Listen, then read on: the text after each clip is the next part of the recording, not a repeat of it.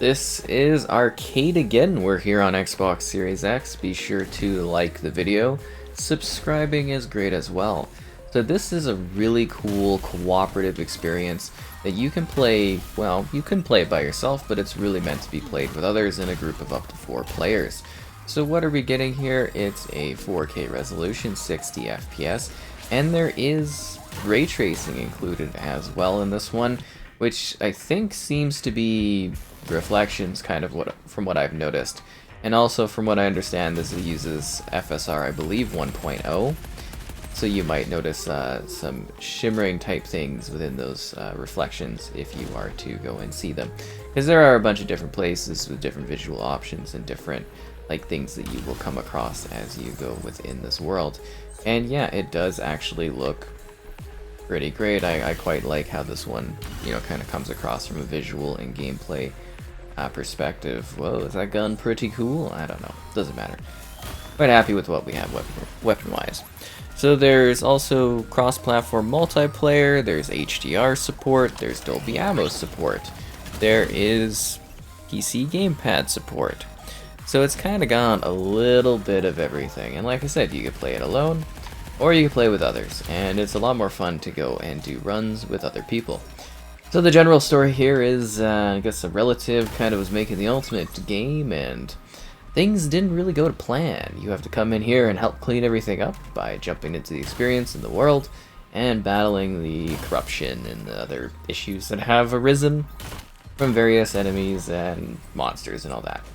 So this is a game where you go and you do runs. You select, I guess you would say maybe like a quest or objective or goal, being like, oh, you gotta get X amount of this kill or do X amount of this thing. And then you go and you do a run, whether you're doing the run alone or with another person or a couple people. And at that point, you will essentially continue to battle ever-increasing difficulties of enemies. You move through these environments that definitely are quite varied and very different each time you go through them. We're in a bit of a mystical, shimmering isles place, and, every time you come in here, it'll be different. It'll be a different setup, and it'll feel different. It's got a similar vibe in regards to how you move through the levels. They're quite linear, but you move through these little hub areas, sometimes doing objectives like capturing a position, destroying a position, battling things, ending stuff. There's a layering of repetition to it, but at the same time, it's very distinctly quite different as you go in. And this is pretty easy going because, well, it's difficulty stage 1. So you will definitely start to feel the difficulty as it goes further and further up. That is for absolute sure. Yeah, it definitely does provide more and more of a challenge for you and your squad. We did a multi-hour run of this game, where I did with a pal, and you really, really can start to feel that difficulty once you get up to that 10th wave. It's pretty grueling. And you really have to work together to coordinate stuff. But you do get, retry tokens and that, and you can earn some other bonuses. And there's a card system where these cards can give you extra, kind of maybe damage or ability to take more damage. There's boss battles to fight. I believe there's 4 different bosses that you can come across, and they all have different challenges and stuff to them as you battle them and try to eliminate your foes. And there's tons of different guns you collect, different toys to use, abilities to unleash. There's a lot going on here. And it's a very reactive world, and it all seems to run really, really smoothly, which is fantastic. Again, I have put in quite a few hours on this one already, and yeah, it does seem to be a really, really nice sort of experience. And it's pretty action-packed, it's smooth, it feels good to play. I really liked, again, the aesthetic of this one. I like the gameplay style of it. It feels super smooth, the music's awesome, and it's also got a copyright-free setting, so if you want to have music and be able to stream the game and not have to worry about issues, there's a selection in the menu that you can choose. The game also has an HDR UI menu slider option if you need to adjust that, but that's kind of, I guess you would say, as far as that goes in regards to some of the different options you have when you go in and play this one. Other than that, though, it is, to me, a pretty good-looking game. It's very sleek. It all handles quite well. It's a lovely time. It really is. I think, once again, the preference going to playing this with others, but yeah, I've certainly found this one to be quite engaging, exciting, and distinct in what it has to offer gameplay-wise as you just flow through it, blasting stuff. The character creator is pretty neutral in regards to character options, and you will unlock different types of clothing and hairstyles to change your digital avatar, persona, and whatnot. So that's kind of cool. And then there's different rarities of weapons and tons of different weapons. You've got, like, I'm pretty happy with what I've got. I've got like a shock kind of ability. I've got, I guess you would say, like, a little machine gun thing. I've got my bat, but you can have stuff like some kind of saw shooting gun. You can have, you know, little ball shooting guns, or you could just get like regular machine guns or shotguns. Like, there's all kinds of different weapons and tools and options for combat and blasting away your opponents as you continue to move through this thing. It feels like an evolving experience with a PvE focus in mind. That being said, if you do go to those little middle areas that we kind of zoomed right by, you can set up PvP battles if you want to face off against your friends and see who's got the skills. So yeah, it's got a little bit of everything. And those act as almost like little mini games that you can do. And you may think, oh, the runs, they go on forever. How do you get out? Well, you can actually end your run at any point if you'd like to. You get the choice. You can also, I believe it's at the end of bosses, it also gives you like an option if you'd like to just kind of bow out. That's totally up to you. So yeah, now you're just kind of going in, blasting things, trying to survive, and then trying to move forward. And I hope this is kind of giving you a feel for it.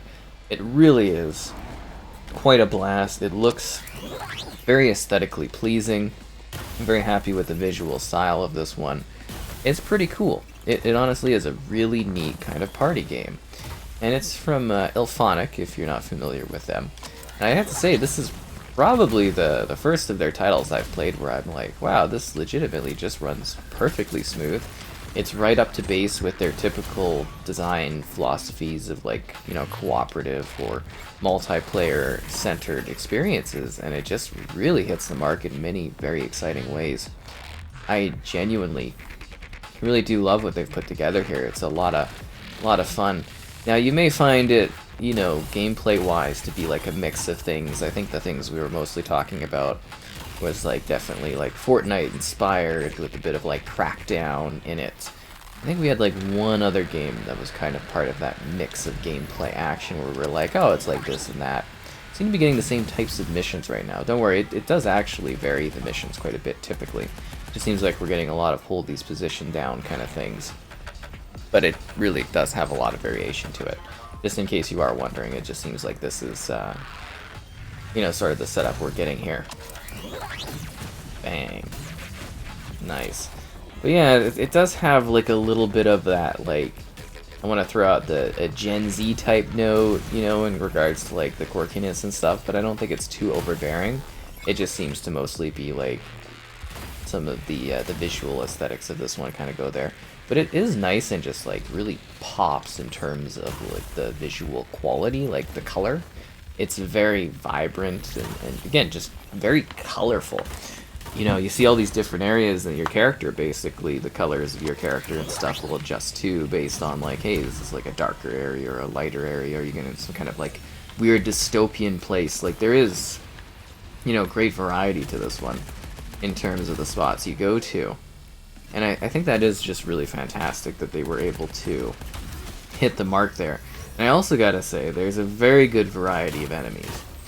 You know, obviously we're starting out a little easier going, but trust me, there are some crazy different types of large-scale creatures and monsters that you'll have to smash and destroy as you continue to progress in this one. It's really quite fun. It's really quite engaging. I think it will definitely surprise people. If you need to heal, you can use your coins that you earn in order to heal up while you're doing matches. And then you can do different surge abilities, which are your like technical abilities, and you can buy things between the levels. Like, oh, do I want a better gun? Do I want a better like sword thing, you know? Wow, this is actually way better. Do I actually have enough for this one? I do! Oh yeah. Fire rate. Oh, that's pretty good. I wish I would have had that. And then obviously, if you haven't noticed, the different boxes, they give you like ammo and health and stuff. And this here would be where your PvP type area is, so it's like, oh, you want to challenge me to a battle. Here you can raise the difficulty if you want to make it a little bit harder for yourself if it's too easy going. that is totally an option for you, making it a little bit more... Wow, that cut right through that guy, that was crazy.